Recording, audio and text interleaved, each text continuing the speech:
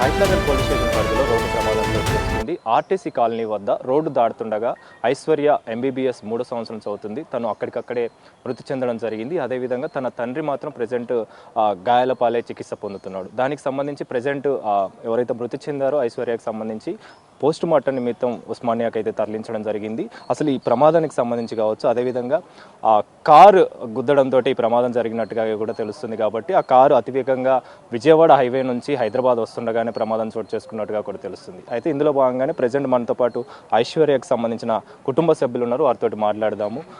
Sir, మీరు ఐశ్వర్యకి ఏమవుతారు? పెద్ద డాడీని మాట్లాడుతున్నాం. ఓకే సార్, మీకు సంబంధించి అంటే ఎప్పుడు మీకు సమాచారం అందింది? ఈ ఘటన ఎప్పుడు జరిగింది? మీరేం చెప్తారు? 7 o'clock అయింది పొద్దున. ఎలా జరిగింది సార్? కారు వాళ్ళ ర్యాష్ వచ్చి తలిగిచ్చిండు రోడ్డు దాటుతుండగా. ఓకే, ఎక్కడికి వెళ్తున్నారు వీళ్ళు? ఎక్కడికి వెళ్తున్నారు? కాలేజీకి వెళ్దామని రెడీ అయ్యి బయలుదేరారు అనమాట. ఇట్లా రోడ్డు దాటుతుండగా వచ్చి తలిగిచ్చిండు కారు చాలా స్పీడ్లో ఉన్నాడు. అది ఆడు కనీసం బండి ఆపి కూడా చూడలేడు, అట్లనే వెళ్ళిపోయిండు. అది ఇప్పుడు చికిత్స పొందుతున్న ఎవరైతే ఉన్నారో ఆయనకు సంబంధించి ఎలా ఉంది? ఆయన పరిస్థితి ఎలా ఉంది? మా తమ్మునికి కాలుకు దెబ్బ తగిలింది బాగానే. ఆపరేషన్ చేయాలన్నారు. ట్రీట్మెంట్ నడుస్తుంది. ఏ హాస్పిటల్? నీలాద్రి హాస్పిటల్. అక్కడ నీలాద్రి హాస్పిటల్ చేసేసారు. ఫస్ట్ సన్ రైజ్ పోయారు. సన్ రైజ్కి వెళ్ళి నీలాద్రికి పంపించారు. నీలాద్రిలో చేపిస్తారు ఇప్పుడు ఆపరేషన్. ఆ డ్రైవర్ని మాత్రం కఠినంగా చర్య తీసుకోవాల్సింది కోరుతున్నాను. సార్, మీరు చెప్పండి, మీరు ఏమవుతారు ఐశ్వర్యకి? ఏం చెప్తారు? మామయ్యనవుతాను. మామయ్యకి సంబంధించి అంటే మీరు సంబంధించి ఈ ఘటన తెలిసిన తర్వాత ప్రజెంట్ సిచ్యువేషన్ అంటే బాడీకి సంబంధించి మాత్రం పోస్ట్ మార్టం పూర్తి చేస్తున్నారు. అయితే తనకు సంబంధించి ఏం చెప్తారు? ముఖ్యంగా అతన్ని అదుపులోకి తీసుకున్నారా? పోలీసులు ఏం చెప్తున్నారు మీకు సంబంధించి? అంటే ఇప్పటివరకు మేము పోలీసుతో మళ్ళీ కాంటాక్ట్ ఏం కాలేదండి. కంప్లైంట్ అయితే రేజ్ చేశారు. మా పెద్ద బావ గారు కూడా అక్కడే ఉన్నారు పిఎస్లో. అప్పుడు ఆయన కంప్లైంట్ అయితే రేజ్ చేశారు. కార్ నెంబర్ ఏదో ఐడెంటిఫై అయ్యిందని చెప్పారు. ఇంకా ఫర్దర్గా ఏం యాక్షన్ జరుగుతుంది అన్నది అయితే ఇన్ఫర్మేషన్ లేదు. ఇక్కడ మాకైతే లేదు. మేబీ పోలీస్ స్టేషన్లో ఇన్ఫర్మేషన్ ఉండి ఉంటుంది, మా దగ్గర అయితే లేదు. బట్ ఐశ్వర్య ఇప్పుడు 3rd year ఎంబీబీఎస్ చదువుతుంది.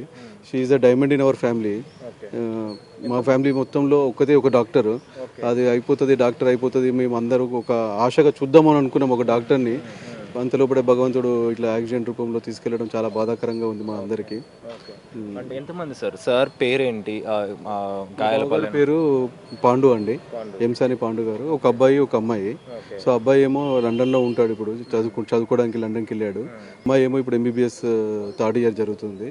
సో ఇంకా 4th year అయిపోయిన తర్వాత అమ్మాయి ఆశలు కూడా ఏంటంటే ఈ ఎంబీబీఎస్తో ఆపొద్దు, పీజీ చేయాలి, స్పెషలైజేషన్ చేయాలి, నేను కార్డియో స్పెషలిస్ట్ ఉండాలి, లేదంటే న్యూరో స్పెషలిస్ట్ ఉండాలని చాలా కోరికలు ఉండేది అమ్మాయికి. చాలా ఫ్రెండ్లీగా ఉండేది అమ్మాయి, అందరితో కలుపుకోవడం అన్నీ చేయడం బాగా చేసేది. వీఆర్ యాక్చువల్లీ మిస్సింగ్ లాటర్ అండి.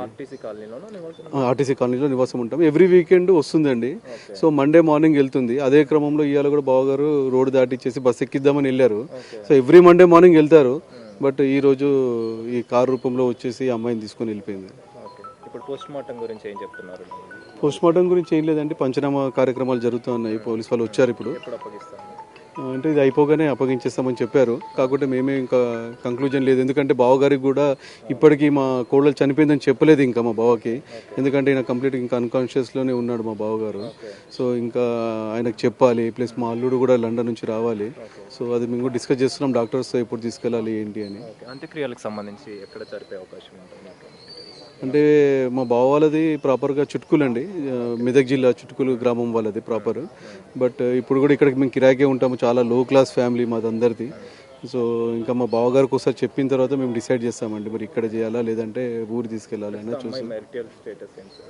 Unmarried 20 years and 3rd year MBBS చేస్తుంది అమ్మాయి.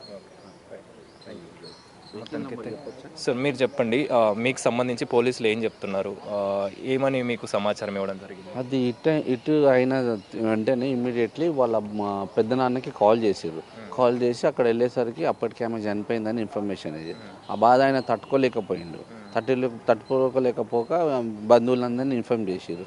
దాంట్లో రాజగిరి కృష్ణ గారు ఫస్ట్ వచ్చింది అసలు ఏమైంది ఏం కథ అని. హాస్పిటల్ వెళ్ళే లోపల అక్కడ అప్పటికి ఆమె లేరిక అయిపోయిందని చెప్పారు. బావగారు కూడా మొత్తం లెగ్ మొత్తం బ్రేక్ అయిపోయింది.